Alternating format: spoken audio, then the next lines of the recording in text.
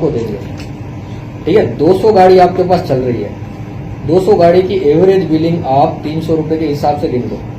Per day एक गाड़ी 10 ride करेगी, 2000 राइड हो गई आपकी, और 300 रुपए की बिलिंग करो, 60 लाख रुपए पर डे हो गया। और 60 लाख रुपए 1% गिनो आप कितना हो गया। आप जितना इन्वेस्ट करो उतना एक महीने में आपका निकलता है। लोग इस बात को समझ ही नहीं रहे, उनको तो यह है 2 लाख कर रहा हूँ 6 लाख मिलने चाहिए। और आज तक मुझे किसी ने यह सवाल भी नहीं किया कि ये चीज है क्या। मुझे ताज्जुब इसी बात का होता है, तो लोगों के सामने है फिर भी उनको पता नहीं कि करना क्या है। अगर इस चीज को समझोगे नहीं तो आप कर ही नहीं पाओगे कभी। और इन फ्यूचर मान के चलो मैंने अपग्रेड सिस्टम बंद कर दिया, फ्रेंचाइजी बची, तब क्या करोगे आप? तब जाके समझने आओगे, तब तक ऑलरेडी कंपनी की ऑलरेडी फ्रेंचाइजी बिक चुकी होगी ट्रेडिशनल में।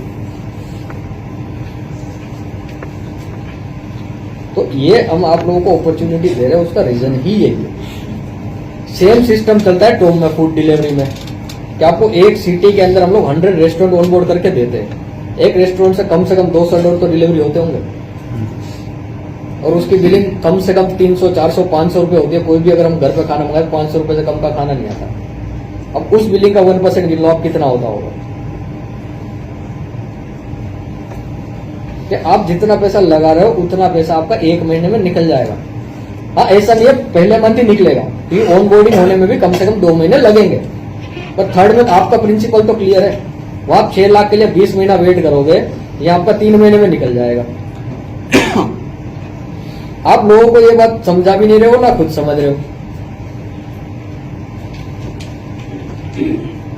उसी हिसाब से जो ग्रोसरी सप्लाई है उसमें भी हमारा सेम सिस्टम रहता है, एसओएस में भी सेम है। अब मान के चलो आप किसी सिटी में आपने फ्रेंचाइजी ले भी ली, आपके 10 रेस्टोरेंट तो आपके जानकार होंगे, उनकी भी तो ग्रोसरी सप्लाई जाती होगी पर डे की। पूरे इंडिया में हम ऐसे इसने रेस्टोरेंट को ग्रोसरी सप्लाई चालू किया। राजेंद्र का ढाबा है दिल्ली में, आप कभी भी पूछ लेना, पर डे की 20 लाख रुपए की ग्रोसरी सप्लाई है उसकी, पर डे की।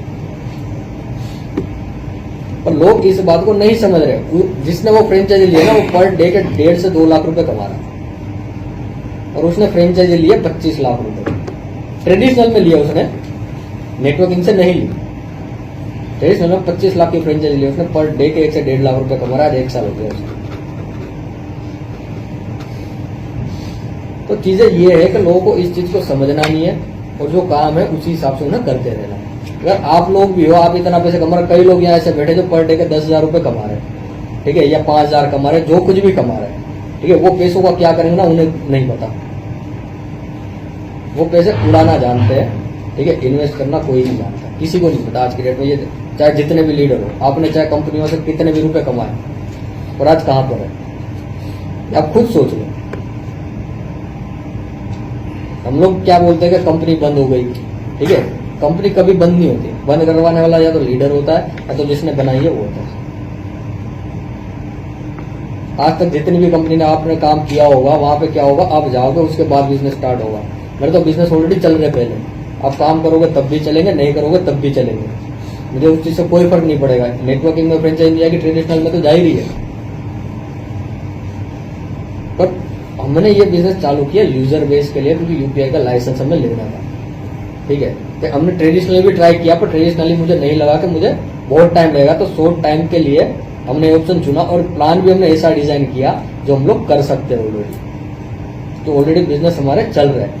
अब आप मुझे